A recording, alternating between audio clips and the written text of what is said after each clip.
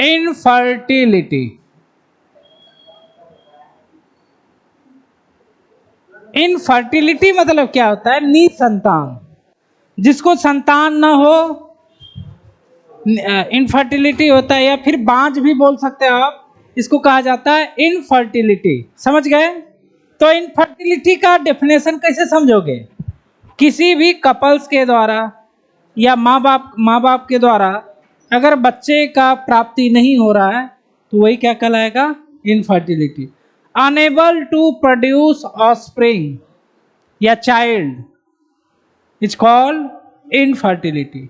अब इसको दूर भी करना है, इसको दूर भी करना है। दूर करने के लिए टेक्नोलॉजी है जिसको कॉम्बाइंडली कहा जाता है ART, असिस्टेड रिप्रोडक्टिव टेक्नोलॉजी। इसको दूर करने के लिए तो उसमें बहुत सारे टेक्नोलॉजियां हैं।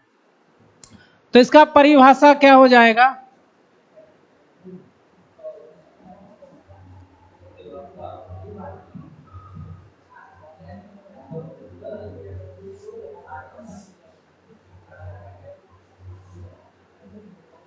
unable to produce child by couples is known as infertility। Infertility कहलाता है। चाइल्ड का बच्चा ना होना माँ बाप को, वह कहलाता है इनफर्टिलिटी। अब इनफर्टिलिटी का क्या कारण हो सकता है? बहुत सारे कारण हो सकते हैं। हो सकता है मेल में स्पर्म का काउंट कम हो, ये भी हो सकता है। हो सकता है स्पर्म एक्टिव ना हो सभी, वो भी कम हो सकता है। उसके बाद हो सकता है फीमेल में ओवुलेशन ना होता, ओवा ही बाहर ना निकले। या फिर हो सकता है स्पर्म में फर्टिलाइजिंग कैपेसिटी कम हो गया, जो कि ओवा के पास जा तो रहा है लेकिन उसको फर्टिलाइज नहीं कर पा रहा है। उसके अलावा अदर कारण भी हो सकता है, जैसे फीमेल उस जाइगोट को, एम्ब्रियो को कंसीव नहीं कर पा रही है, मतलब इम्प्लांटेशन नहीं हो पा रहा है। तो बहुत सारा कारण हो सकता है। तो कॉज ऑफ इनफर्टिलिटी,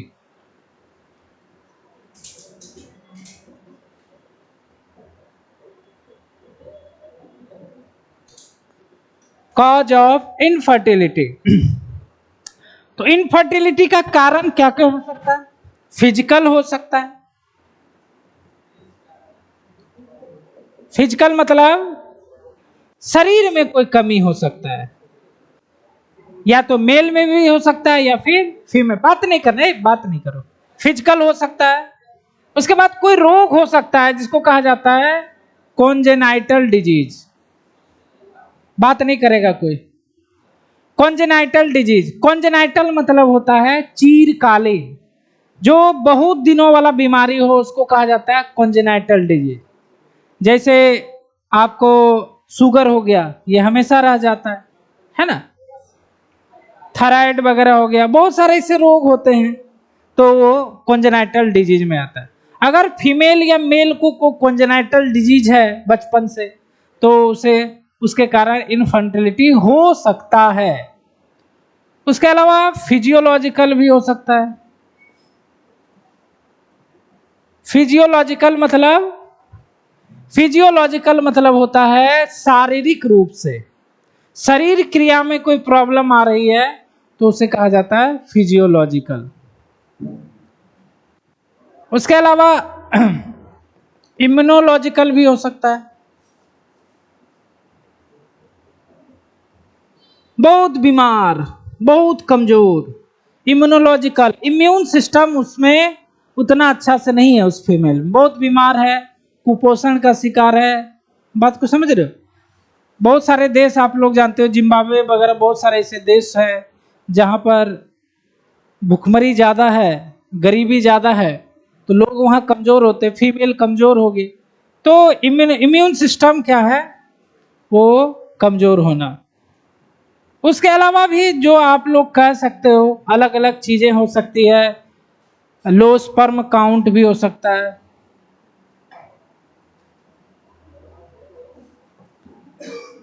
फर्टिलाइजेशन ना हो पाना,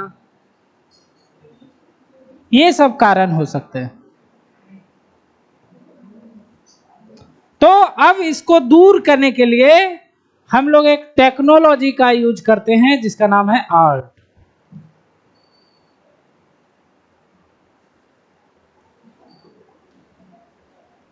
आर्ट, इसका नाम है असिस्टेड रिप्रोडक्टिव टेक्नोलॉजी।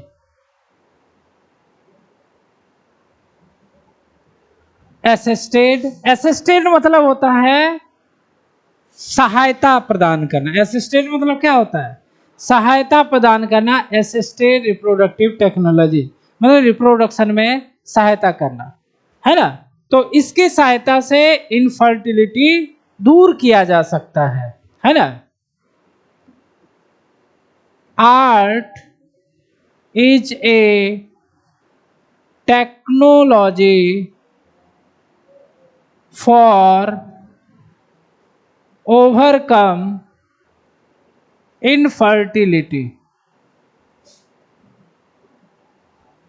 ओवरकम मतलब होता है दूर हो जाना, दूर करना, या उसको उससे पार पा जाना, पार पा जाना, विजय पा जाना।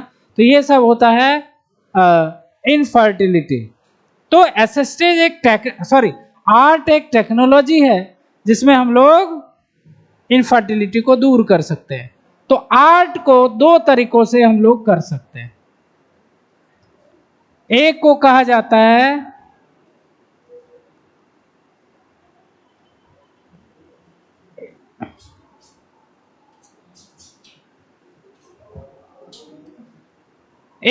जाता है in vitro technology.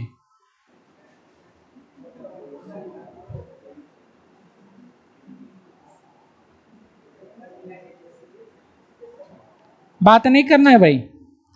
In vitro fertility मतलब इसका शॉर्ट फॉर्म क्या होता है? आईवीएफ। और एक होता है in Vivo fertility.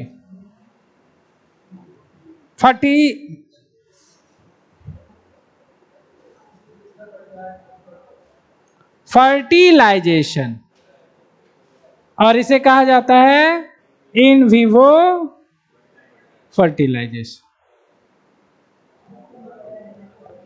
In vitro fertilisation का शॉर्ट फॉर्म आईवीएफ है। आईवीएफ लिखा है मतलब होता है in vitro fertilisation. In vivo fertilisation को आईवीएफ नहीं लिखा जाता, याद रखना, समझ रहे हो। इसको भी शॉर्ट में आईवीएफ ही हो सकता है, लेकिन लिखा उसको जाता है।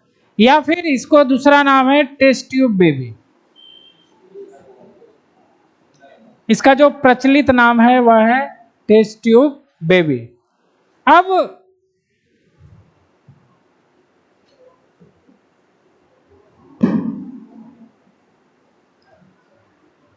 पहला चलते हैं हम लोग इन विट्रो फर्टिलाइजेशन।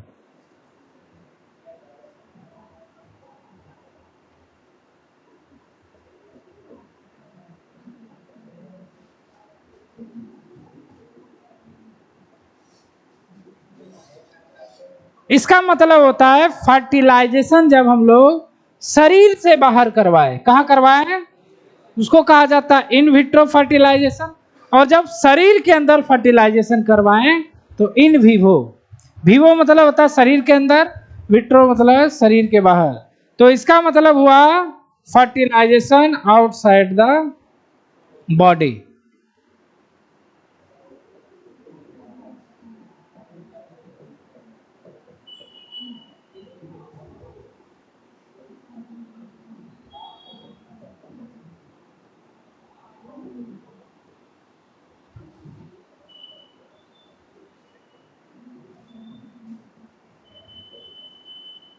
है ना।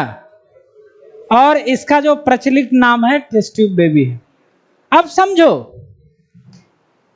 आखिर शरीर से बाहर हम लोग फर्टिलाइजेशन क्यों करवा रहे हैं?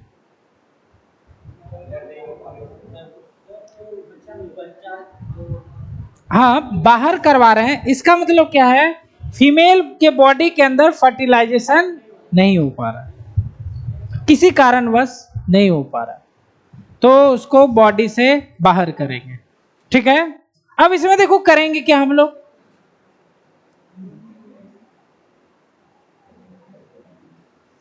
एक मेल ले लेंगे। मेल मतलब यहां पर कौन होगा, हस्बैंड। कौन होगा, इन्हीं को नहीं हो रहा है ना, माँ बाप को, या फिर कोई और डोनर भी ले सकते हो जो स्पर्म डोनेट करता है। तो एक हस्बैंड है और एक फीमेल है, मदर है या कोई फीमेल है। ठीक है, अब क्या करेंगे हम लोग, इस हस्बैंड से स्पर्म ले लेंगे और इस फीमेल से ओवा ले लेंगे। फिर इन दोनों को लैब में टेस्ट ट्यूब के अंदर क्या करेंगे, फर्टिलाइज करवाएंगे। क्या करेंगे, फर्टिलाइज कराएंगे और क्या बन जाएगा, क्या बन जाएगा, हाँ जायगोट। तो फर्टिलाइजेशन हम लोग बाहर कर रहे हैं शरीर के, इसीलिए इसको कहा जाता है इन विट्रो फर्टिलाइजेशन। बाहर किए हैं ना, कोई दिक्कत नहीं। अब फर्टिलाइजेशन हो गया, जायगोट बन गया। अब जायगोट धीरे धीरे क्या होगा, एम्ब्रियो में बदलेगा, है ना। अब ये जो जायगोट है यह एम्ब्रियो में बदलेगा।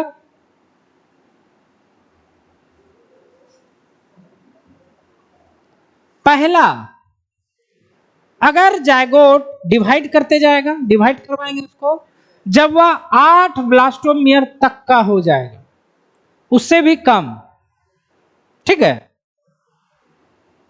लेस देन 8 ब्लास्टोमियर, समझ रहे हो आप लोग, ब्लास्टोमियर एम्ब्रियो, तब इसको हम लोग इसको क्या करेंगे, ट्रांसफर कर देंगे फैलोपियन ट्यूब में। कहां पर, ऐसे लटका रहता है ना यूटेरस, ये fallopian tube.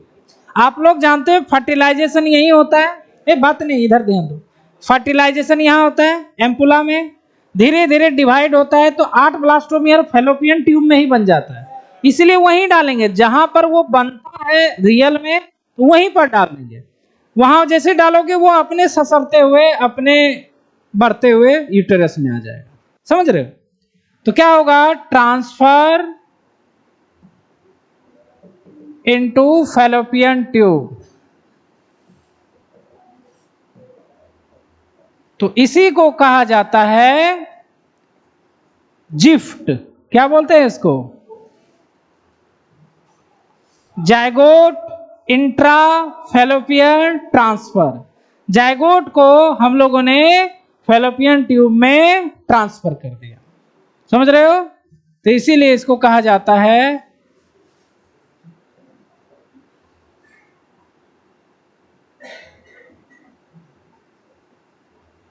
Zygote intra fallopian transfer. अब इसका परिभाषा कैसे लिखोगे, जब हम लोग एम्ब्रियो को टेस्ट ट्यूब में जायगोट बनाते हैं, फर्टिलाइज करवाते हैं, तो 8 ब्लास्टोमियर से कम एम्ब्रियो को जब हम लोग फैलोपियन ट्यूब में ट्रांसफर करते हैं, और इसी को कहते हैं हम लोग जायगोट इंट्रा फैलोपियन ट्रांसफर। ठीक है, एक कंडीशन ये है। दूसरा कंडीशन है, जब ब्लास्टोमियर 8 से ज्यादा हो जाए तब क्या करेंगे। तो जब ब्लास्टोमियर 8 से ज्यादा हो जाए तो जाहिर सी बात है यूटेरस में चला जाएगा।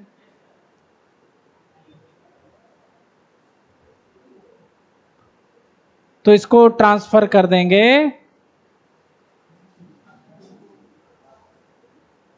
Transfer into uterus. ठीक है, अब इसको क्या बोलेंगे, IUT। ठीक है, इसका मतलब क्या हुआ, इंट्रा यूटेराइन ट्रांसफर। ठीक है, अब देखो यहां इन दोनों, ये दोनों टेक्नोलॉजी है। टेक्नोलॉजी कौन है, जिफ्ट और IUT। ये याद रखोगे, इंपॉर्टेंट है, इसी का ये सारा चीज लिखा हुआ है। आपसे लिखने के लिए कहेगा तो ये पूरा लिखोगे आप, है ना। जब 8 ब्लास्टोमियर से ज्यादा एम्ब्रियो को यूटेरस में ट्रांसफर करते हैं, उस टेक्नोलॉजी को क्या बोलते हैं? आईयूटी। अब दोनों कंडीशन में देख रहे हो, मतलब जाइगोट तो खैर एम्ब्रियो में बदल गया है ना दोनों में, तो इसीलिए इसको हम लोग एम्ब्रियो ट्रांसफर भी कहते हैं। क्या बोलते हैं? Embryo transfer. तो यहां पर ये भी लिख सकते हैं।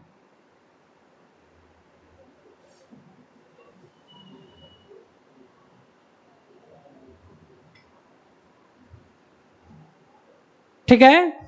अब देखो, अब फीमेल के बॉडी में कैसे डालेंगे? फीमेल के बॉडी में कैसे हम लोग डालेंगे? तो उसमें क्या होता है, एक बहुत ही मशीन होता है, निडल मशीन। जैसे देखो ये,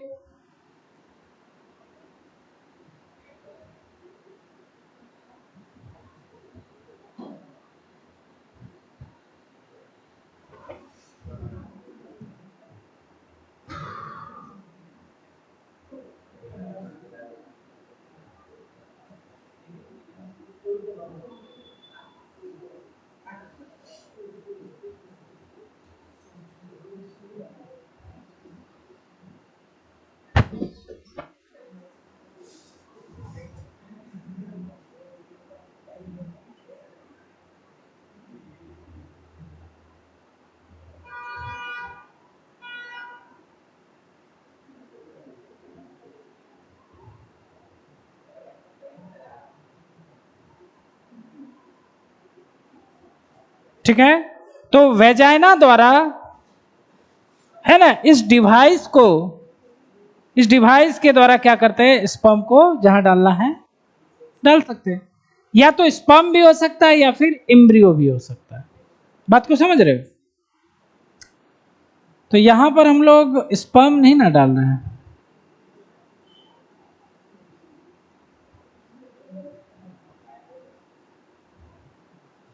एम्ब्रियो डाल रहे हैं ना।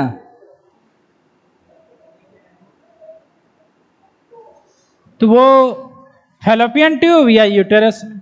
ठीक है, ये टेक्निक होता है फीमेल में। ये हो गया। अब क्या हुआ, फर्टिलाइजेशन बाहर करवाया, वो चला गया वहां पर। अब क्या होगा, इम्प्लांटेशन होगा, प्रेगनेंसी होगा, बच्चे का निर्माण हो जाएगा। दिक्कत किस लिए हो रहा था कि फर्टिलाइजेशन फीमेल में नहीं हो पा रहा था बॉडी के अंदर, इसलिए निसंतान थे, इनफर्टिलिटी कॉज करता था। ये हो गया आपका इन विट्रो फर्टिलाइजेशन। ठीक है।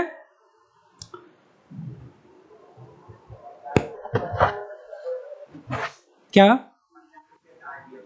आईवीएफ का प्रचार यहाँ राजेंद्र नगर में जाओगे तो इसका सेंटर अब खुल गया है बड़ा बड़ा शहर में, लेकिन बहुत एक्सपेंसिव होता है, तो नॉर्मल पीपल जो हम लोग जैसे उसको नहीं करवा पाते हैं। उसके बाद स्पिरिचुअल कुछ रिलीजियन भी होता है जो कि लोग नहीं करवाते हैं। हालांकि देखो, जो मतलब जो लोग थोड़े पुअर होते हैं, मतलब तो उनको ऐसा स्थिति आता भी नहीं है। मजबूत होते हैं शरीर से, मजबूत होते हैं, सब कुछ में शरीर में मजबूत होते हैं। तो 8, तो ये हो गया हमारा इन विट्रो फर्टिलाइजेशन। अब चलते हैं हम लोग इन विवो फर्टिलाइजेशन।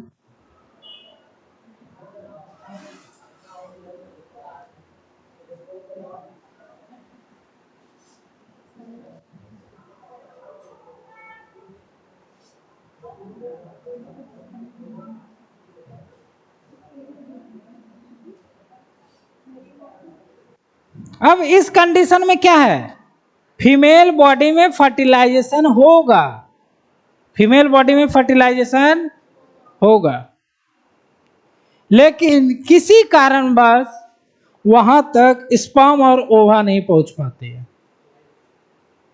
समझ रहे हो?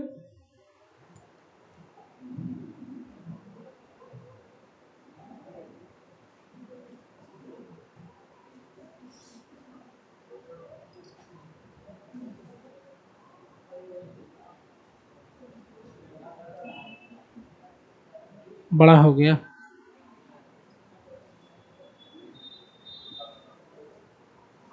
क्या कारण हो सकता है?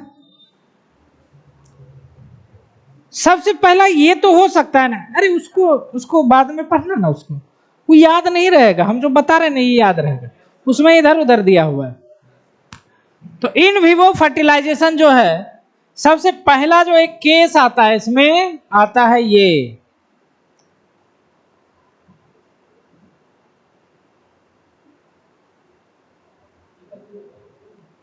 Artificial insemination. इसका शॉर्ट फॉर्म याद रखना, AI। देखो साइंस में AI होता है ना, आर्टिफिशियल इंटेलिजेंस, व्हाट्सएप पे आया हुआ है। तो यहाँ AI का मतलब दूसरा है भाई, आर्टिफिशियल इंसिमिनेशन। क्या होता है इंसिमिनेशन, क्या होता है? हाँ, सीमेन का मेल बॉडी से बाहर निकलना क्या कहलाता है? इंसेमिनेशन, या इसी को एजाकुलेशन भी कहते हैं। ठीक है, तो इंसेमिनेशन मतलब मेल जो है वह स्पर्म बाहर नहीं निकाल पा रहा, मेल स्पर्म को बाहर नहीं निकाल पा रहा है। हो सकता है इम्पोटेंसी के कारण हो। इम्पोटेंसी याद है ना, इम्पोटेंसी मतलब नपुंसकता। जब उसमें क्या होता है, इरेक्ट नहीं होता है, पेनिस इरेक्ट नहीं होता है, तो इरेक्ट ही नहीं होगा तो स्पर्म बाहर नहीं आ सकता है, तो उसको आर्टिफिशियली इंसिमिनेट किया जाता है। मेल बॉडी, मेल पार्टनर से स्पर्म लिया जाता है और उसको फीमेल बॉडी में आर्टिफिशियली इंसिमिनेट किया जाता है। समझ रहे हो?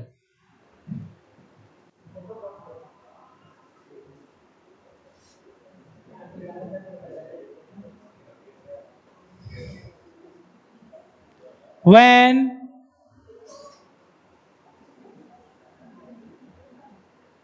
when male partner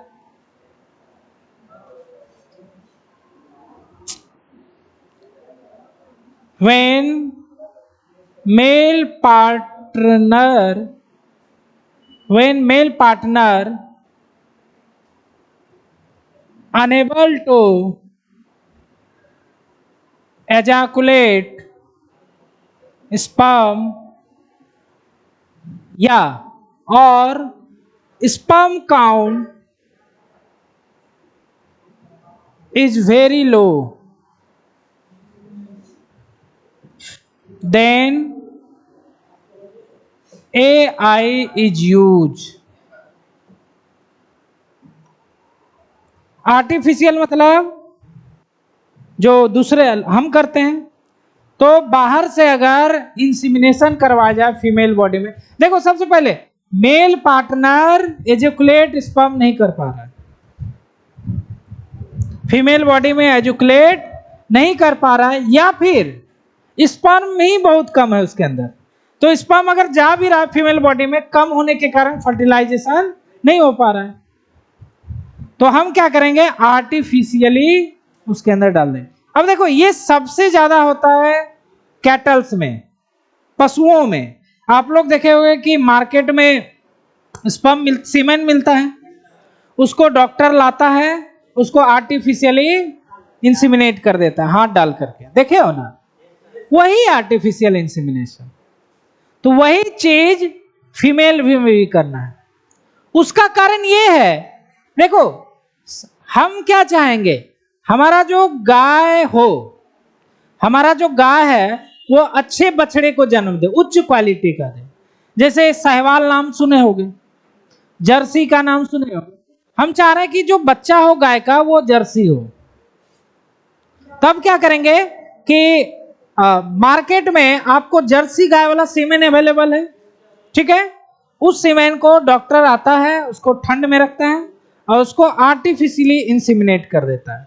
ठीक है, तो वही चीज यहां पर करना है। तो हस्बैंड या डोनर है, उससे क्या करना है, स्पर्म ले लेना है और उसको फिर उसी तरह से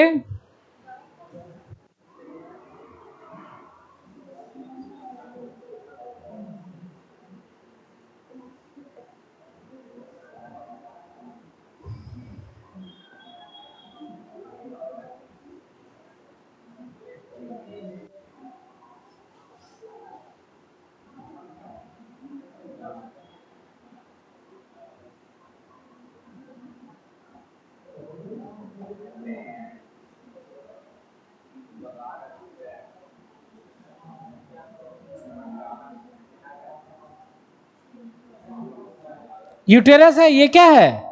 यूटेरस। यहाँ क्या लिए हैं इस बार? स्पर्म लिए हैं।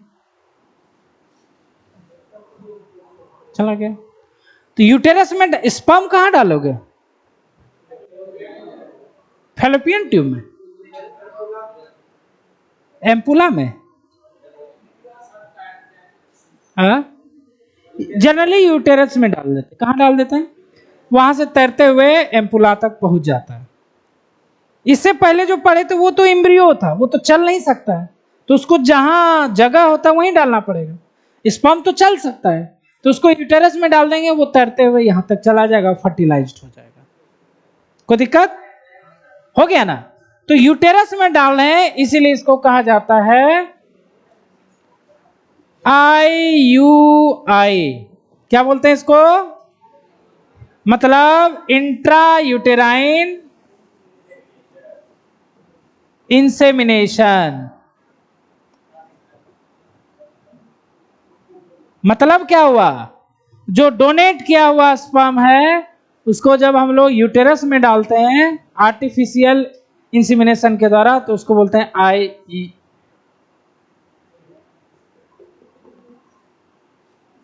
Transfer of donated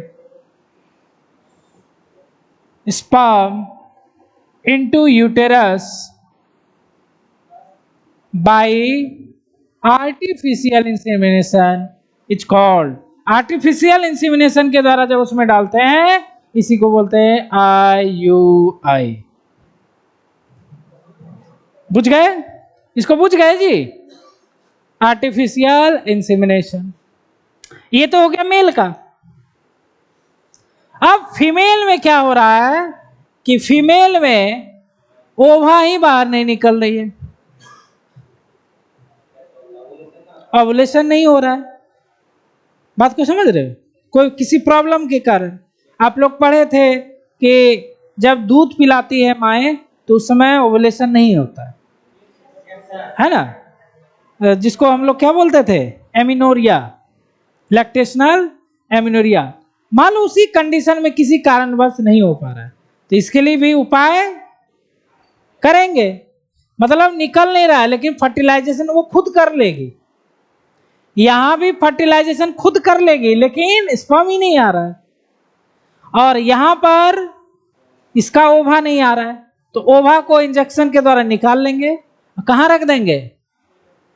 fallopian tube में रख देंगे, क्योंकि वो भी तो चल नहीं पाती है। तो डायरेक्ट वहीं क्यों ना रख दे कि यहां डाल देंगे कि हम सोचेंगे कि भेजेगा उधर, तो डायरेक्ट वहीं डाल देंगे एम्पुला स्टमक जंक्शन पे। तो इसीलिए दूसरा जो केस है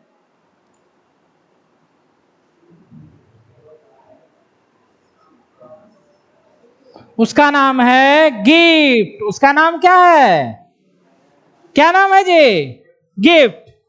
गैमीट इंट्रा फैलोपियन ट्रांसफर।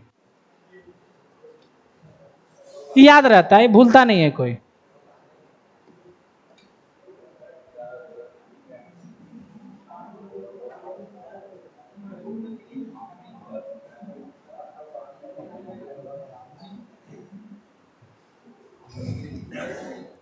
नाम से ही पता चल रहा है गैमीट। कौन सा गैमीट? ओवा। इंट्रा फैलोपियन ट्यूब, ओवा को फैलोपियन ट्यूब में डाल दीजिए। ठीक है?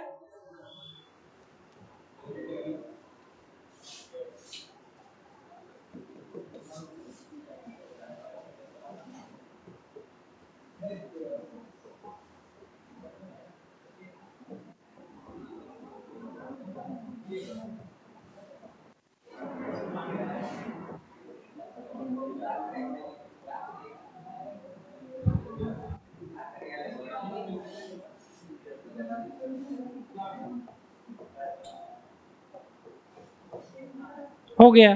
फर्टिलाइजेशन कहाँ होना है? वहीं पर। तो इसीलिए इसका नाम क्या है? In vivo fertilisation. क्या बोलते हैं उसको? In vivo fertilisation. अब देखो एक और केस आता है इसमें, एक और केस आता है।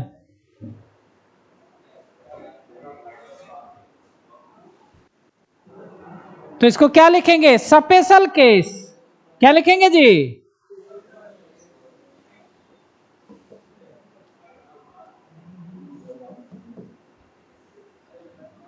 और स्पेशल केस में है ICSI।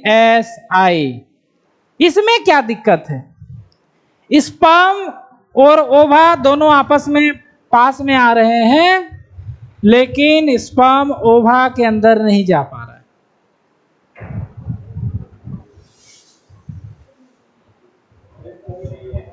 नहीं जा पा रहा है। उसका एक चीज ये कर सकते हो, टेस्ट ट्यूब में उसको दोनों को फर्टिलाइज कर सकते हो। लेकिन एक और टेक्निक है जिसका नाम है ICSI, मतलब इंट्रा साइटोप्लाज्मिक स्पर्म इंजेक्शन।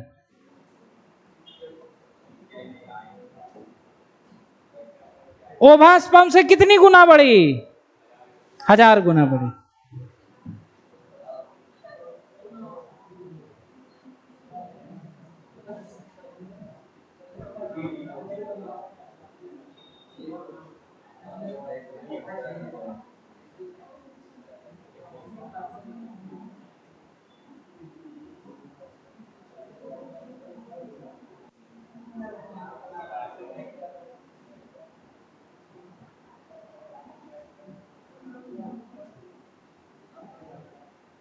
क्या कर रहे हैं हम? स्पर्म को इंजेक्शन डाल रहे हैं। कहां? ओवा के साइटोप्लाज्मा में। इसी को कहते हैं। ठीक है, फिर इसको क्या करेंगे? रख देंगे मदर के, है ना? हाँ हाँ, एक ही जाएगा, एक ही जाएगा, है ना? एक ही जाएगा, मतलब फर्टिलाइज एक ही होगा। मल्टी स्पर्म होगा तो वो मर जाएगा या फिर वो डेड कर जाएगा। अगर मान लो, सुनो इधर, अगर ओवा में मल्टीपल स्पर्म अंदर चला गया, क्या होगा? या तो स्पर्म मर जाएगा उसके अंदर, या तो ओवा ही मर जाएगी। पॉलीस्पर्मिक कंडीशन जैसे ही आता है तो जायगोट नहीं बनता है, ऑटोमेटिक ऐसा इंडक्शन होता है कि वो जायगोट मर जाता है, इसलिए पॉलीस्पर्मी नहीं होता है। एक्चुअली में क्या होता है, एक स्पर्म जैसे ही जाएगा, जैसे अंदर जाएगा, तैसे ही एक मेम्ब्रेन बन जाती है जिसका नाम है फर्टिलाइजिंग मेम्ब्रेन। वो फिर दूसरा जो आ रहा है उसको रोक देगा। बात को समझ रहे? इसीलिए पॉलीस्पर्मी नहीं हो पाती है।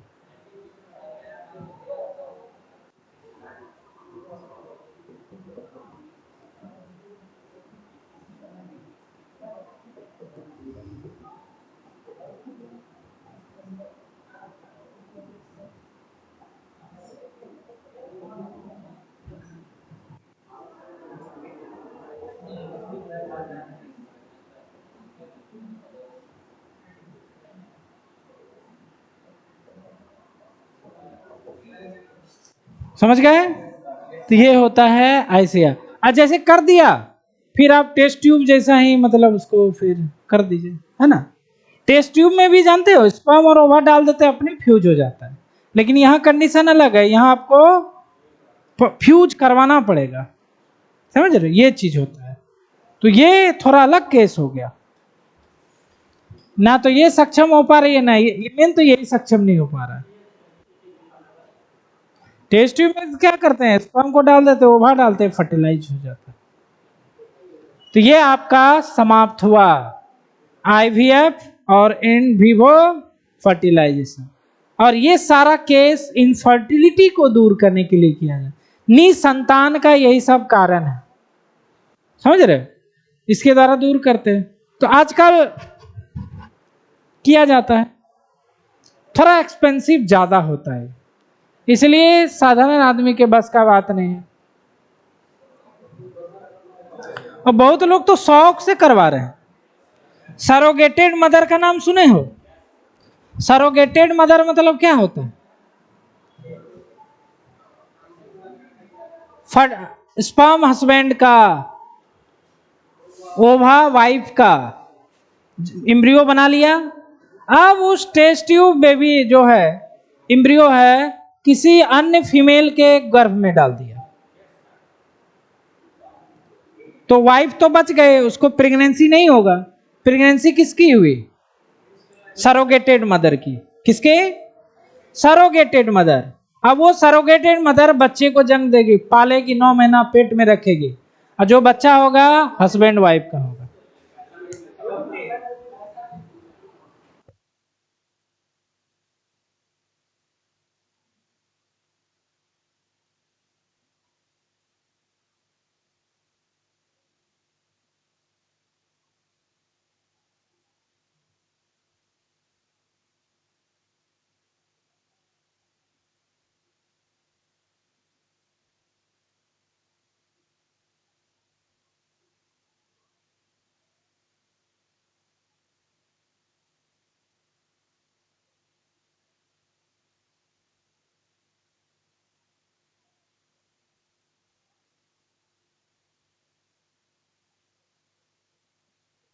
ऑनलाइन, ठीक है। अब सरोगेटेड मदर, अरे वो तो होती है। उसके अलावा फिर गाय भैंस जो देख रहे हो आप लोग, मुर्गा मुर्गी सब, मुर्गा मुर्गी छोड़ो, कैटल जितना भी है, गाय भैंस वगैरह, घोड़ा वगैरह, तो सब सरोगेटेड मदर के द्वारा हो रहा है। पढ़ोगे आगे जा करके, तो इसको जरा सा देखिए आप लोग।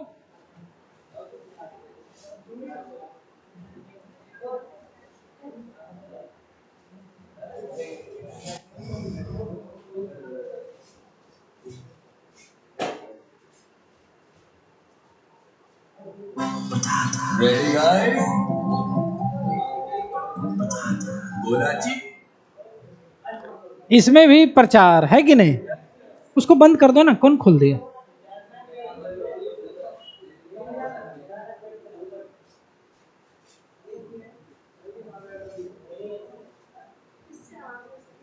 इसको पढ़िए, है ना, 2 मिनट आप लोग पढ़िए, 5 मिनट, तब नया स्टार्ट होगा। क्या स्टार्ट होगा जी?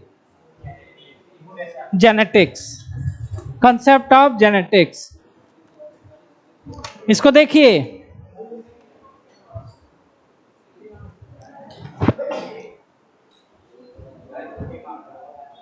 चलो पढ़ो पढ़ो सब लोग। एनसीईआरटी लाए हो ना? सब एनसीईआरटी पढ़ो, इधर नहीं देखना है।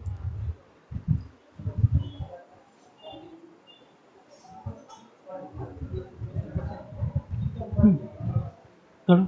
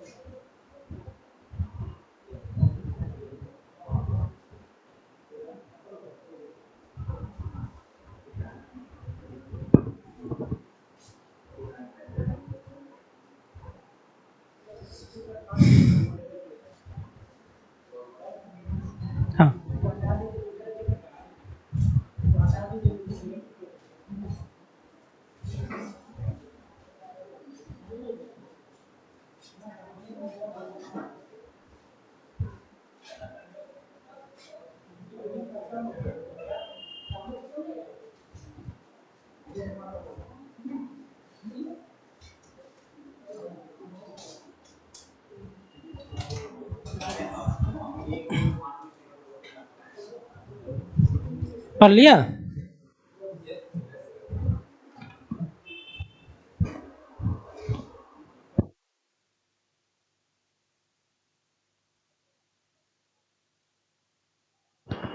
तो आगे चलते हैं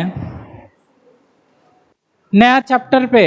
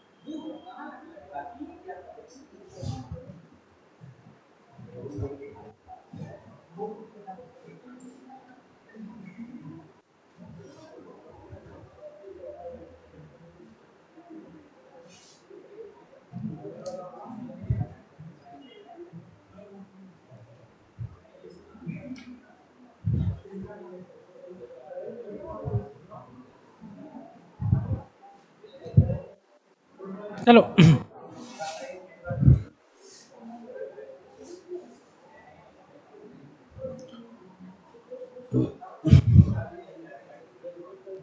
देखो, अब अगला जो चैप्टर है उसका नाम क्या है? जेनेटिक्स है ना। इसका यूनिट में लिखा गया है जेनेटिक्स एंड एवोल्यूशन।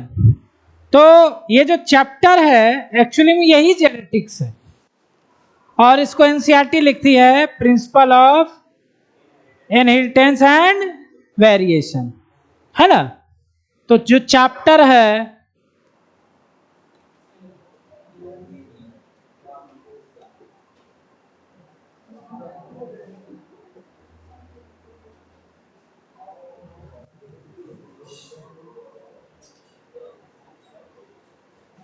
प्रिंसिपल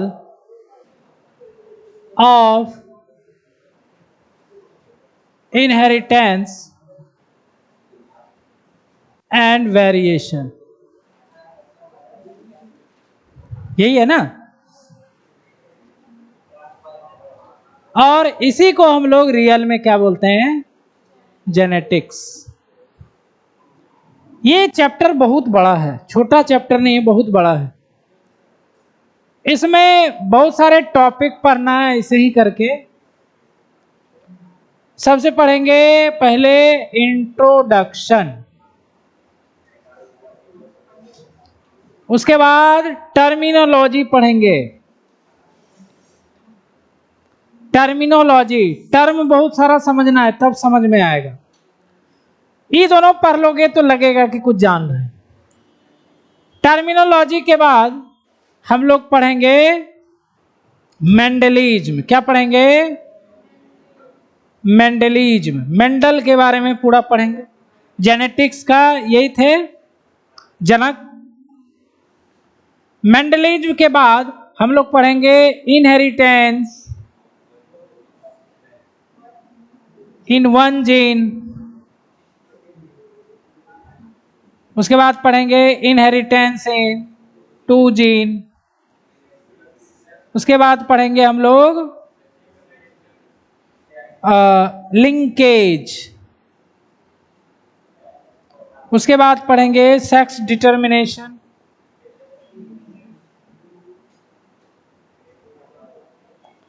और लास्ट में पढ़ेंगे जेनेटिकल डिसऑर्डर,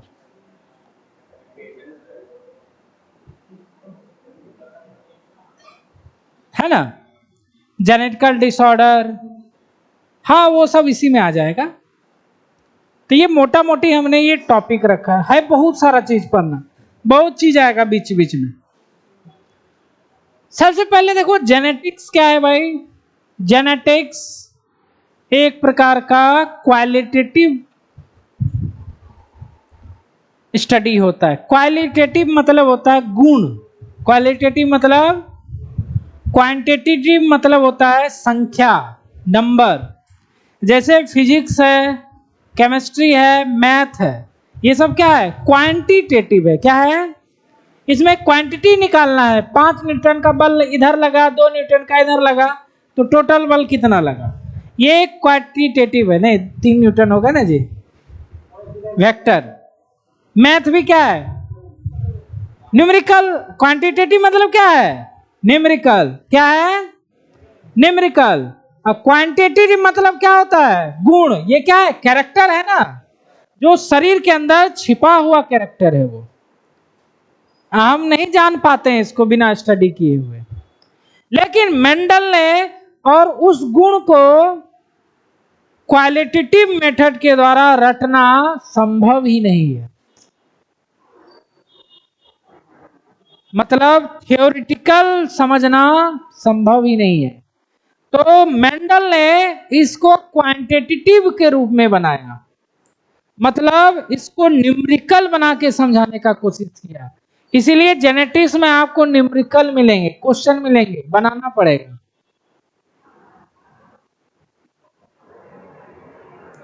जेनेटिक्स एक ऐसा सब्जेक्ट है जो कि समझो मेंडल साहब ने जब इसको दिया था किसी को समझ में नहीं आया था, क्योंकि उस समय जेनेटिक्स का जो सोच था, उस समय के लोगों के उतना पास दिमाग नहीं था कि उस चीज को समझ पाए। तो इनके मरने के 30-40 साल बाद कुछ साइंटिस्टों ने उसको समझा और इसको पब्लिश किया, तब जाके धीरे धीरे लोगों को समझ में आया। इनको वो भी तभी समझ में आया जब उसको न्यूमेरिकली इन्होंने सॉल्व किया था। समझ रहे हो? तो मेंडल का जो लॉ था, मेंडल को लॉ जो था उस समय समझा नहीं गया था। उसका सबसे बड़ा रीजन ये था कि उस समय डार्विन साइंटिस्ट थे।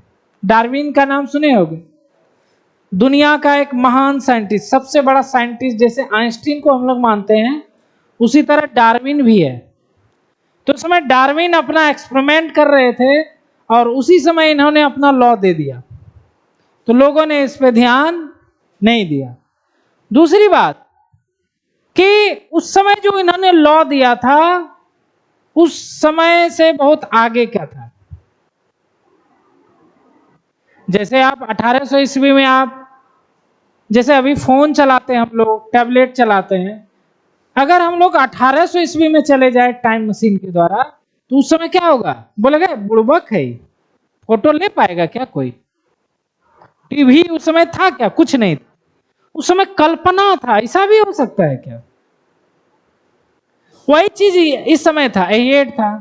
तीसरा बात कि मेंडल ने बायोलॉजी में पहली बार न्यूमेरिकल यूज किया था।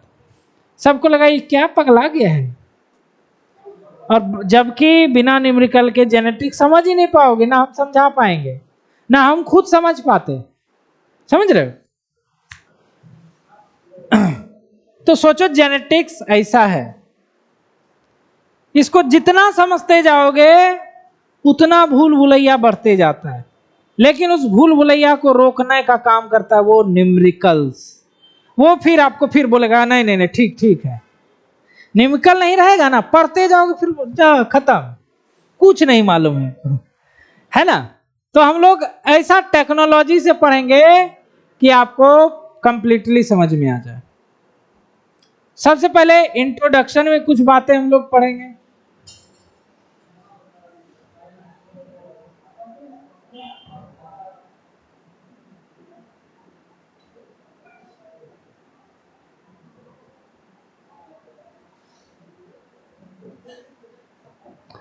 इंट्रोडक्शन, सबसे पहले कुछ परिभाषा, जेनेटिक्स की परिभाषा, परिभाषा of genetics.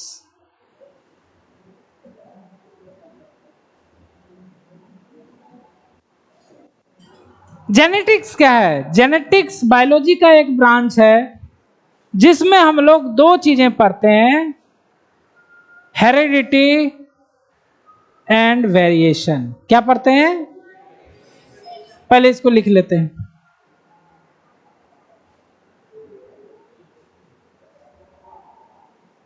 genetics is a branch of biology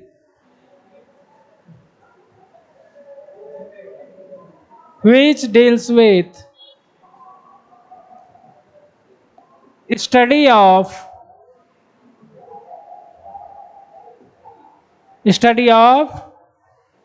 heredity and variation। अब आ गया दो को नया नया टर्म, हेरिडिटी और वेरिएशन, तो उसको भी समझते हैं क्या होता है।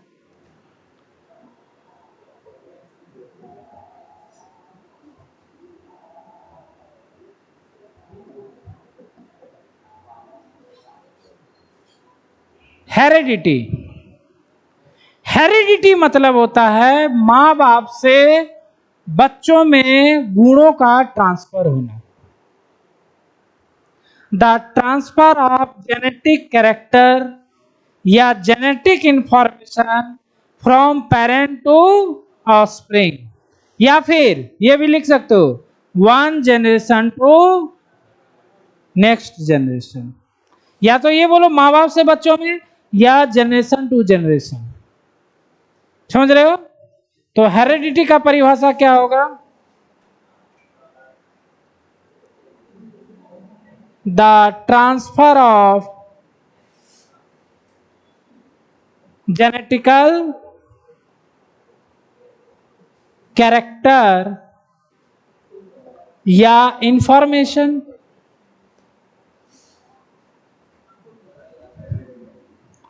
फ्रॉम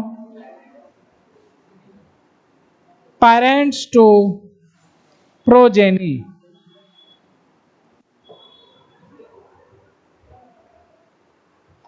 लेकिन हेरिडिटी से मिलता जुलता एक और टर्म बार बार लिखा जाता है, उसको कहा जाता है inheritance.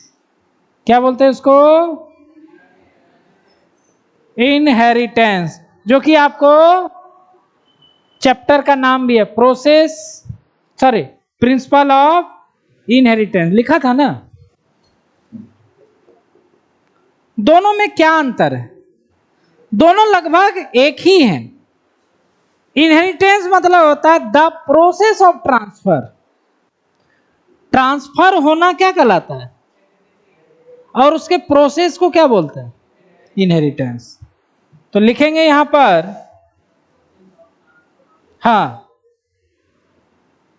Process of transfer of genetic character information from parent to progeny is called inheritance.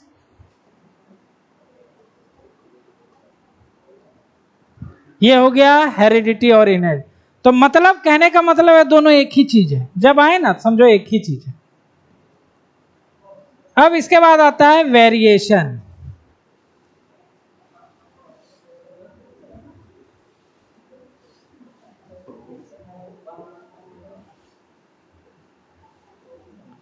Variation मतलब क्या होता है? यह एक डिग्री है जिसके तहत हम माँ बाप बच्चों से या बच्चे माँ बाप से अलग होते हैं। मतलब कोई भी इंडिविजुअल दूसरे इंडिविजुअल से अलग है, इसको कहा जाता है वेरिएशन, है ना। वेरिएशन मतलब चेंज। जैसे हम लोग सभी लोग का जेनेटिक कैरेक्टर क्या है? डिफरेंट है। दुनिया का हर एक आदमी का जेनेटिकल कैरेक्टर डिफरेंट है। समझ रहे हो? इसी को कहा जाता है वेरिएशन। जब भाई एक जनरेशन दूसरे जनरेशन से वेरिएट होगा।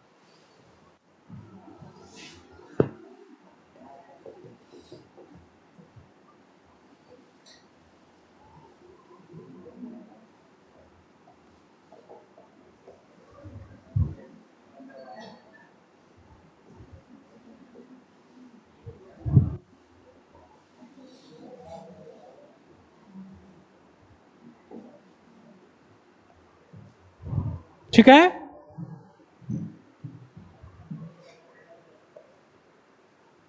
अच्छा, ये बढ़ाते जाने पर छोटा हो जाता है वहां। कितना बढ़ाने पर छोटा होता है? हाँ, अच्छा इसको रहने देते हैं, पेज का कमी नहीं है।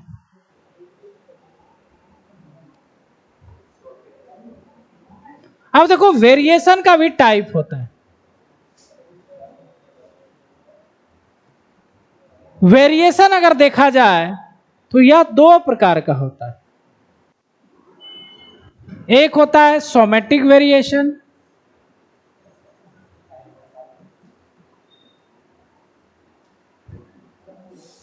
और एक होता है जर्मिनल वेरिएशन।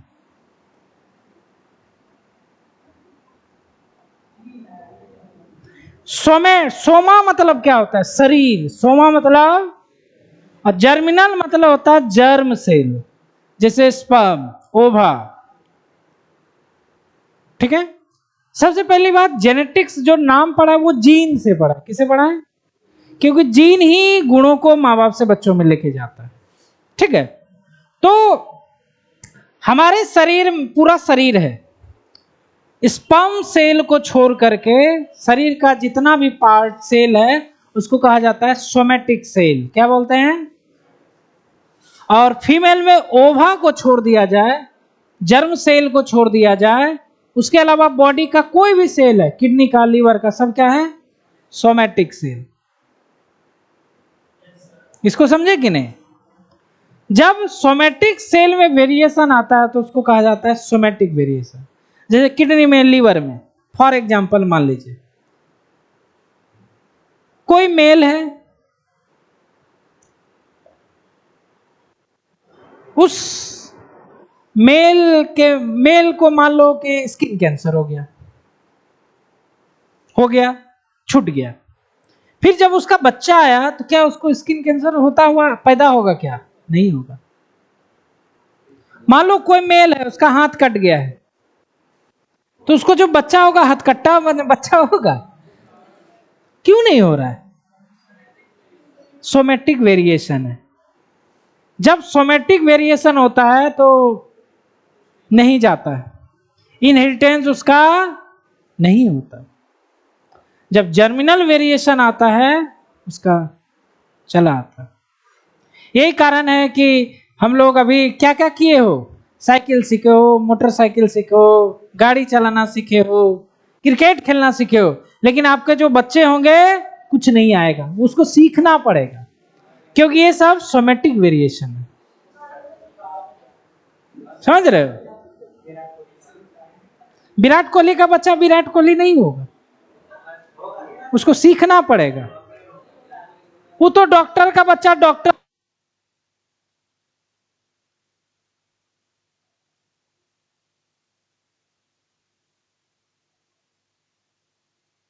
अपना बच्चा को बना के दिखाए, नहीं बनेगा। कितना पैसा डाल दोगे, नहीं बनेगा। वही बात, तो नहीं है ना गुण। लेकिन जो जेनेटिकल कैरेक्टर, जैसे आपका आपका आवाज, ये जेनेटिकल कैरेक्टर है। आपका गोरापन, आपका बाल का, देखते हो किसी किसी माँ बाप का, मतलब फादर का बाल नहीं पका होता है तो बच्चा का भी बुढ़ारी तक नहीं पकता। किसी का जल्दी पक जाता है तो उसके बच्चे को भी पक जाता है। तो ये सब क्या है? Germinal variation. तो सोमैटिक वेरिएशन में क्या लिखना चाह रहे हैं?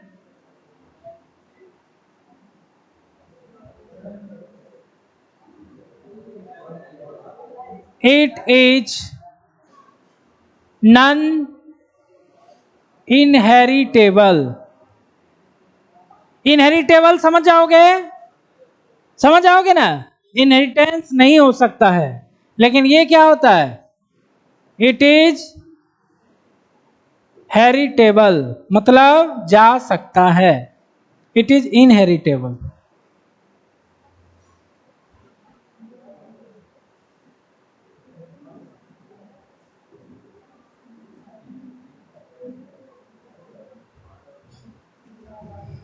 क्लियर? अब देखो, अच्छा एक और लाइन लिख देते हैं यहां पर आप लोग के खुशी के लिए।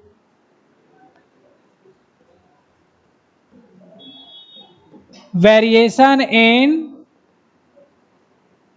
सोमैटिक सेल, और यहां पर क्या होगा, variation in germinal cell.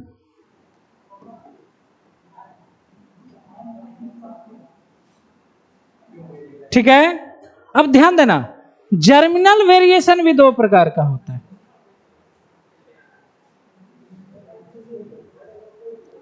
Germinal variation is also two type.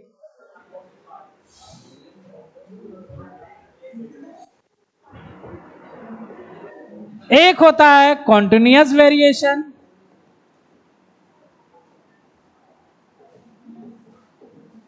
और एक होता है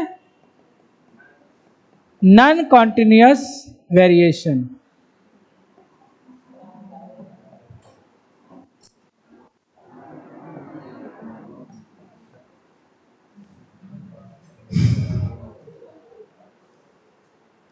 बूझना थोड़ा सा, देखो हमारे शरीर में वो वेरिएशन हटा दीजिए, ठीक है, लेकिन जो माँ बाप से बच्चों में जाता है वो क्या कहलाता है, जर्मिनल वेरिएशन। ये माँ बाप से बच्चों में जाने वाला है, ये जाएगा, ये क्या होगा, जाएगा। तो यह दो तरह का होता है, एक कॉन्टिन्यूअस जो लगातार जाते रहता है, और ये कभी कभी जाता है।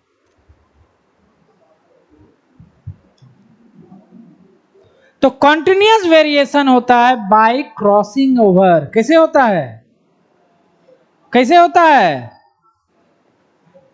Bye crossing over.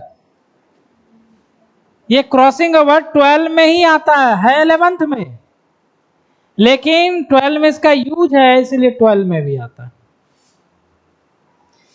Cell biology में हम लोग पढ़े थे ना, सेल डिवीजन में, तो मियोसिस के समय में क्या आता था, crossing over.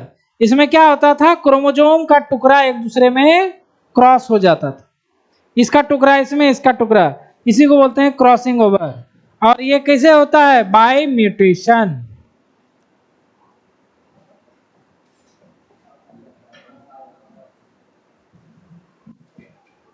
Bye crossing over, और दूसरा क्या होगा, बाय म्यूटेशन।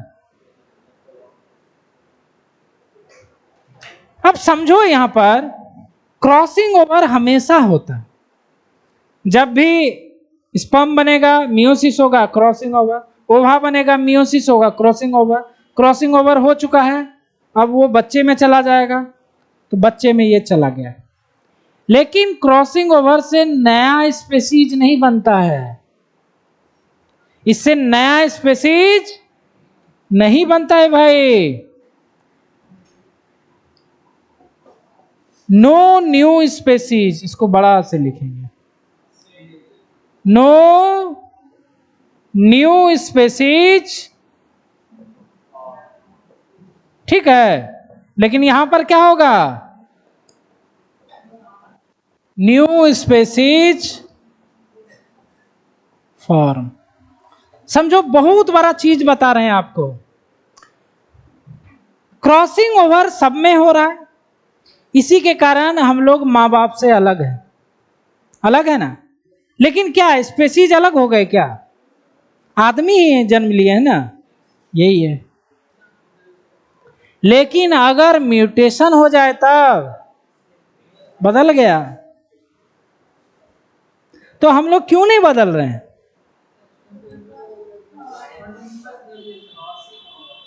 हमारे में क्रॉसिंग ओवर होता है।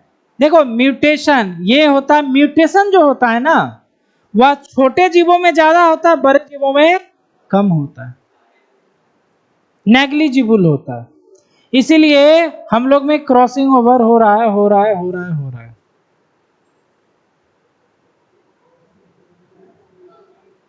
आदमी आदमी आदमी, उसके बच्चे। अच्छा, ये छोटे जीवों में होता है, just like virus. Corona virus आया था ना, पहला जो वेराइटी क्या था, पहला वेराइटी अल्फा आया था ना,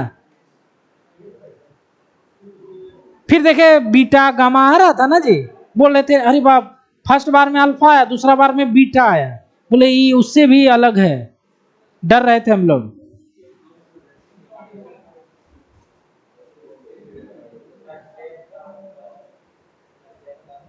क्या चीज?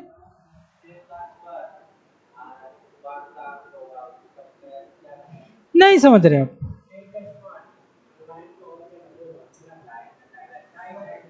अच्छा, अरे वो अलग, पहले इसको देखो जी।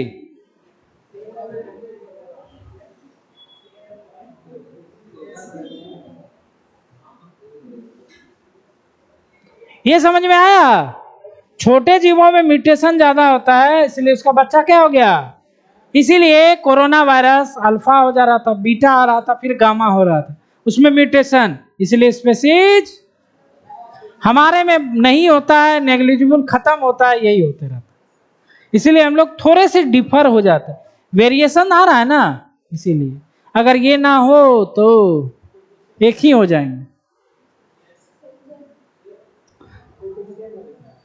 सेम कौन होता है? Asexual reproduction. एसेक्सुअल रिप्रोडक्शन जितने भी जीव करते हैं उनमें वेरिएशन नहीं आता है। इसलिए आपको पढ़ाए थे ना क्लोन्स, फर्स्ट चैप्टर में, एक जैसे होते हैं, इसका जेनेटिकल सेम होता है। मतलब जो भी माइटोसिस कर, इधर ध्यान दो, जो भी जीव माइटोसिस करते हैं उसमें वेरिएशन नहीं आएगा, सेम रहेगा ना, माँ बाप और उसका बच्चा। वही चीज हमारे शरीर में भी होता है। जैसे मान लो यहां पर घाव हो गया, घाव कुछ दिन में भर जाता है ना, या फिर मान लो लीवर सूजन हो गया, थोड़ा सा डीजेनरेट हो गया। छिपकली का पूछ, माइटोसिस होता है, उसमें पूछ निकल गया, तो क्या पूछ उसके शरीर से अलग होता है? नहीं होता। तो माइटोसिस में वेरिएशन नहीं आता, इसलिए वही वाला सेल पैदा होगा। लीवर का सेल डिवाइड होगा ना, तो लीवर का ही सेल बनेगा, 100% वही रहेगा। समझाने में आपको कोशिश हुए, कोशिश में समझाने का जो था कोशिश, उसमें कामयाब हुए कि नहीं?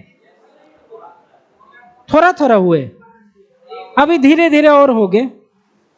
इसको समझ गए ना जो लिखे हैं? हमारे में क्या होता है, इसीलिए हम लोग माँ बाप से, ये छोटे जीवों में होता है, हमारे में भी हो सकता है, लेकिन सडन होता है कभी कभी। तभी तो बंदर से हम लोग अलग हुए ना, पहले हम लोग बंदर जैसे थे। बंदर से जो आदमी अलग हुआ वह म्यूटेशन के कारण हो गया होगा, या फिर यही वेरिएशन करोड़ों साल होते रहे तो क्या होगा, हम लोग अभी जो है अलग हो जाएंगे।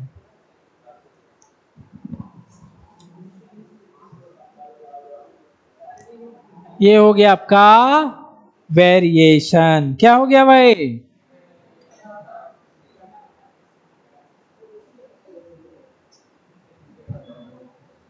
अरे इसको बढ़ने का भी है जी, 3%, बहुत मोटा हो जाएगा।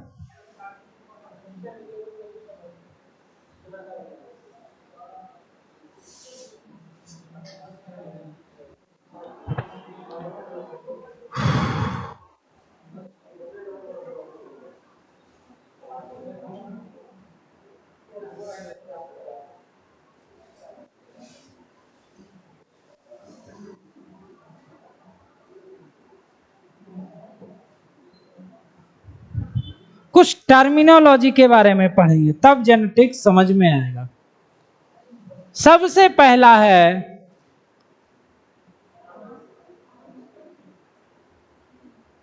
फैक्टर या जीन। फैक्टर और जीन मतलब इसे यूनिट ऑफ इनहेरिटेंस कहा जाता है। क्या कहा जाता है? मतलब इनहेरिटेंस यही करता है, यूनिट इकाई है। जैसे सेल हमारे शरीर का इकाई है, उसी तरह जीन क्या है, बचपन में पढ़ोगे आप लोग, आनुवांशिकता की इकाई 9-10 में पढ़ेगा, किसको बोलते हैं? जीन को कहते हैं।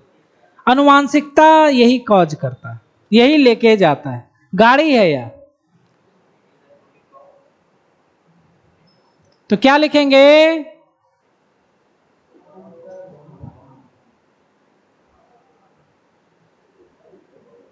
It is unit of inheritance. अच्छा, फैक्टर क्यों बोल रहे हैं इसको? सबसे पहले जीन को फैक्टर मेंडल नहीं किया, बाद में साइंटिस्टों ने इसका नाम बदल करके जीन रख दिया गया। ठीक है,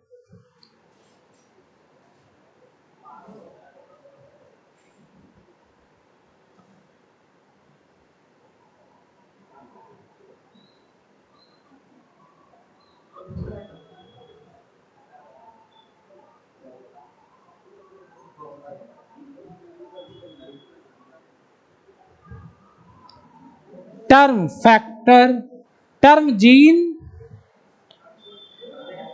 was given by जॉनसन। किसने दिया था? जॉनसन नहीं है, जोहानसन।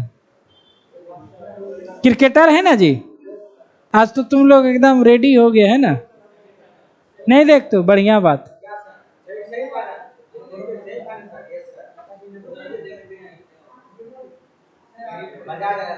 ये देखना तो ठीक होता है, जो हल्ला करता है ना जीतने के बाद, आज तो भयंकर हल्ला करेगा, और 29 तारीख को तो और करेगा भयंकर।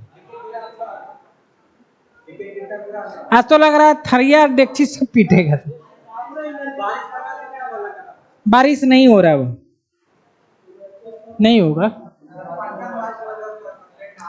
अरे भाई, पटना से क्या मतलब है? अब आप लोग को एक गूढ़ रहस्य बताने वाले हैं। वो गूढ़ रहस्य क्या है? सबसे पहले आपके पास, आपके शरीर में कोई भी कैरेक्टर है तो वह कैरेक्टर जेनेटिकल कैरेक्टर होता है। क्या होता है? जेनेटिकल कैरेक्टर होता है। जैसे हाइट,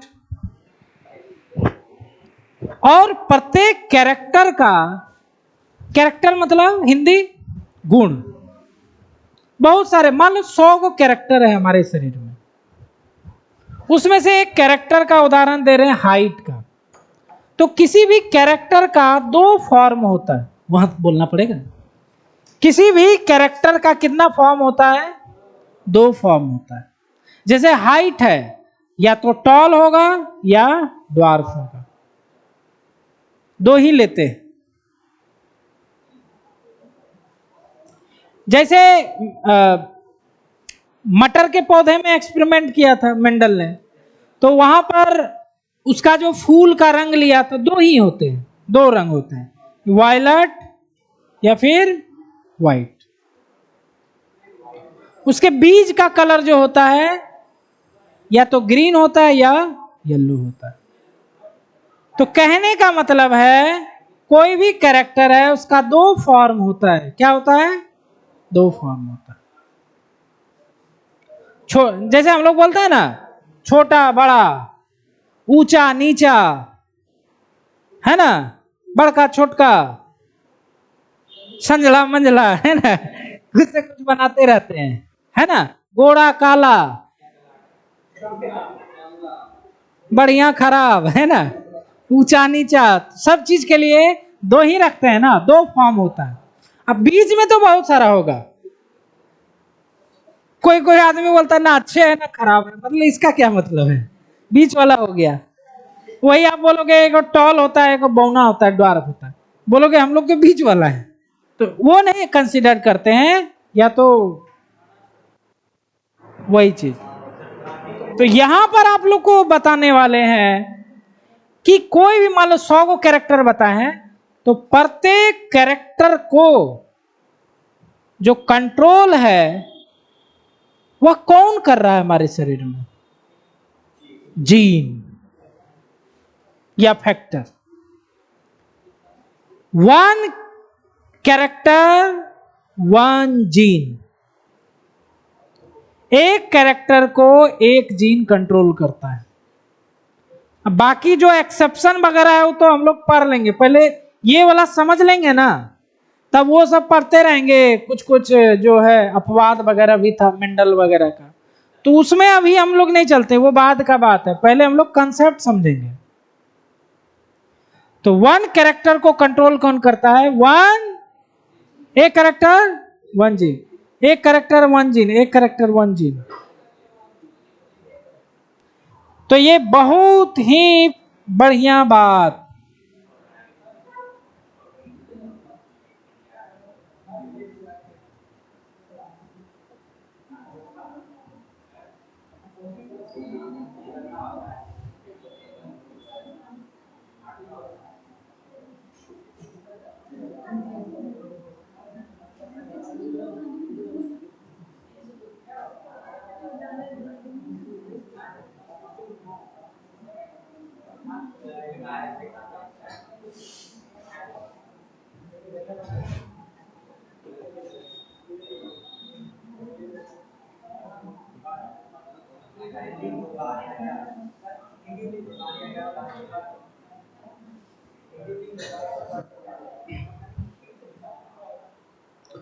और इसको खाली समझ गए तो पूरा जेनेटिक्स समझ जाओगे, बस इसी को समझना है।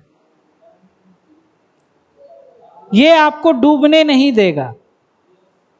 वो जो बोल रहे थे ना, अंधकार जितना पढ़ते जाओगे लगेगा भुला गए, लेकिन फिर जैसे ही इसको याद करोगे फिर सब सही हो जाएगा। ये बहुत बड़ा मंत्र है।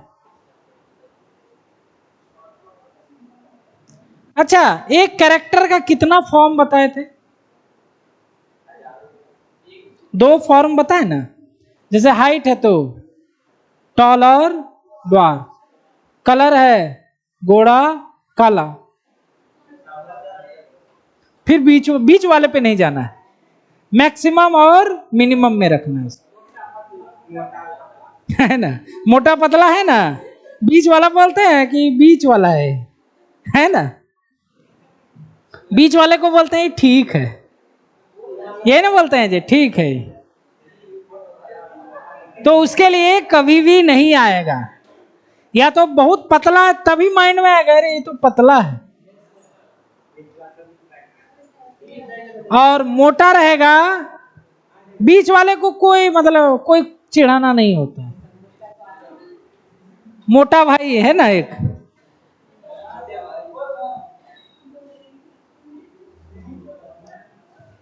तो एक कैरेक्टर का दो गो फॉर्म है, तो जीन का भी दो गो फॉर्म होना चाहिए ना।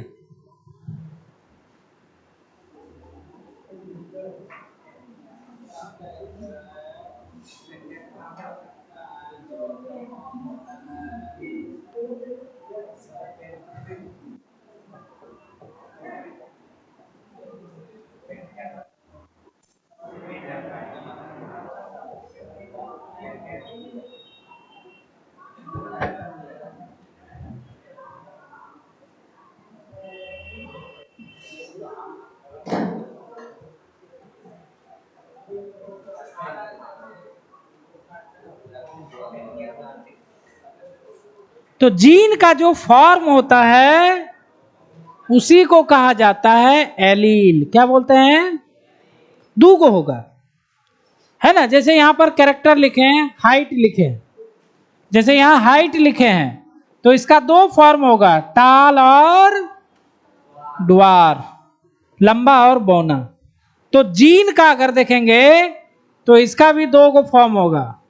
तो टाल के लिए हम लोग कैपिटल टी यूज करते हैं, ड्वार्फ के लिए स्मॉल टी। अभी तो पढ़ेंगे ही। तो जीन को जब भी लिखना होता है हम लोग कैसे लिखते हैं? अपने मन से, जो मेंडल ने लिखा था उसका पहला अक्षर लिख देते हैं। अच्छा बताओ, इन दोनों में डोमिनेंट कैरेक्टर कौन सा है? टॉल होगा। ये डोमिनेंट मतलब मजबूत, और रिसेसिव मतलब होता है हल्का, कमजोर। तो ये मजबूत है, तो जो मजबूत है उसके लिए कैपिटल यूज करेंगे, और जो हल्का है उसको स्मॉल। ध्यान रहे जो मजबूत वाला होता है उसी का पहला अक्षर ले लिए कैपिटल, तो जो मजबूत है तो उसका पहला अक्षर नहीं लेंगे, इसी का छोटका लिख देंगे। इसी के कारण जेनेटिक समझ में आया लोगों को। अगर मेंडल साहब टॉल के जगह पे टी लिख देते, ड्वार के जगह पे डी लिख देते, सत्यानाश हो जाता जेनेटिक्स का, फिर समझ नहीं पाता कोई। लेकिन उन्होंने सबसे बड़ा जो बुद्धिमानी किया था, इसको टॉल को अगर टी लिखा था तो ड्वार को, ठीक है, काला को अगर के लिखा होगा तो गोरा को जी लिखा था, नहीं छोटा के। इससे बहुत पता चल गया था।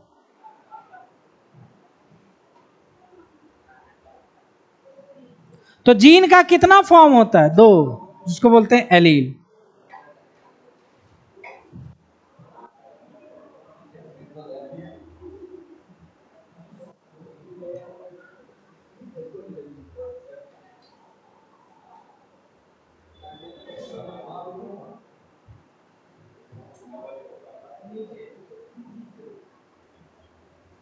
एलील क्या है? एलील।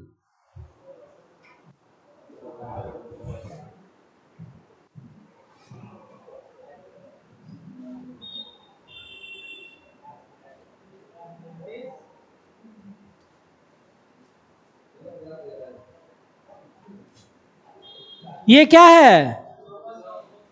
और क्रोमोसोम कितने होते हैं शरीर में? 46। तो जीन जो होते हैं कहाँ होते हैं? क्रोमोसोम पर प्रेजेंट होते हैं। जीन कहाँ होते हैं? क्रोमोसोम। कहाँ होते हैं? क्रोमोसोम सेल के अंदर होता है, न्यूक्लियस के अंदर, है ना। तो इसी क्रोमोसोम पर जीन पाए जाते हैं। और ये जो क्रोमोसोम पेयर में होते हैं सबको मालूम है, कितना पेयर होता है? 23। सभी पेयर को होमोलोगस क्रोमोसोम कहा जाता है, क्योंकि वो तभी पेयर होते हैं जब सेम लेंथ का होता है। जब सेम लेंथ का क्रोमोसोम होता है वो पेयर होता है, उन्हें कहा जाता है होमोलोगस क्रोमोसोम। क्या बोलते हैं?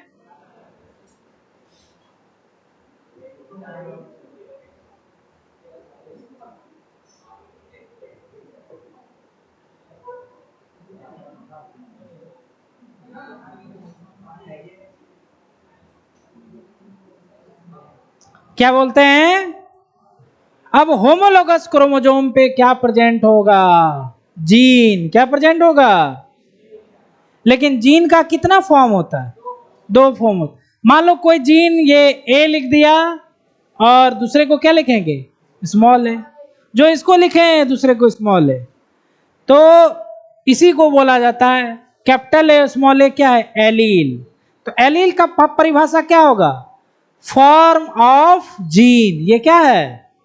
Alternative form of gene which located on same locus of homologous chromosome are called allele। दोनों को मिलाकर क्या बोलोगे? जीन। लेकिन अकेला अकेला क्या बोलोगे? अकेला अकेला एलील बोलोगे। जैसे ये कलम है, ये मेरे पास कलम है, आपके पास भी पेंसिल है, कलम चाहिए।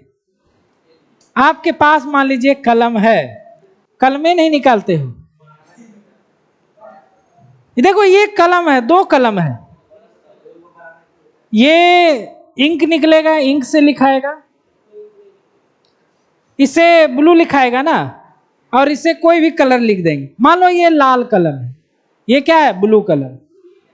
अच्छा चलो ग्रीन है, ग्रीन और रेड दोनों क्या है? पेन है ना, लेकिन ये फॉर्म है, प्रकार है। मान लो एक और ले ले, ब्लू पेन। क्या ले ले? तीनों क्या है? पेन है, लेकिन फॉर्म अलग अलग है। ब्लू लिखता है, वही चीज एलील है। समझ रहे हो? तो यहां पर एक जीन का 2 ही एलील अभी मान करके हमको पढ़ना है, ठीक है। तो एलील का परिभाषा क्या लिखेंगे?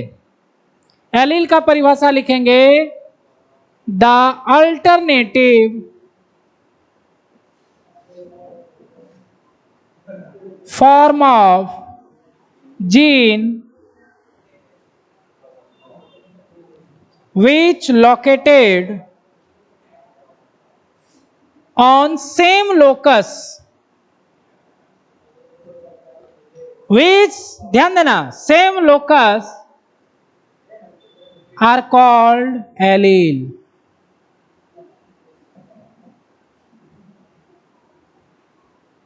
है ना? तो यहां पर ये दोनों क्या है? एलील है। अच्छा, सेम लोकस मतलब क्या होता है? देखो, लोकस मतलब होता है एक ही जगह पे नहीं होता है, दो प्लेस पर है लेकिन एक ही जैसा प्लेस है। देखो, जैसे पृथ्वी, पृथ्वी जानते हो, इसको कहा जाता है 0 डिग्री, उसके बाद क्या आता है 40 डिग्री, उसके बाद 60 डिग्री। अब जैसे कोई देश है, मान लो ये नॉर्वे है और ये है मान लो अमेरिका, ग्रीनलैंड, तो नॉर्वे और ग्रीनलैंड सेम लोकस पे कहलाएगा 60 डिग्री, कहलाएगा ना? सेम प्लेस नहीं, लोकस मतलब होता है एक ही प्लेस जैसा दो जगह पे। जैसे यहां पर देखो, एक जगह पे दोनों नहीं है लेकिन लोकस दोनों का क्या है? सेम है। समझ रहे बात? जैसे मान लो ये रूम है, ये बगल वाला रूम भी इतने बड़ा है, तो इस रूम पे एगो हमने टेबल रख दिया, उस रूम पे भी इसी जगह पे टेबल, तो सेम लोकस हो गया, सेम प्लेस। ये आपके एनसीईआरटी में दिया हुआ है, इसीलिए बताना पड़ा, लिखा हुआ है वहां पर सेम प्लेस लिखा रहेगा, सेम लोकस, तो इसको बोला जाता है सेम लोकस।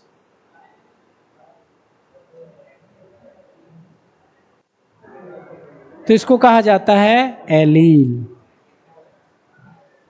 इतना आपके माइंड में आज डाल दिए हैं, अब ज्यादा आज नहीं पढ़ाना चाह रहे हैं, इतना ही माइंड में लेकर आज जाओ, क्योंकि कल अब आगे नहीं बढ़ेंगे अभी, क्योंकि और अच्छा अच्छा चीज आने वाला है।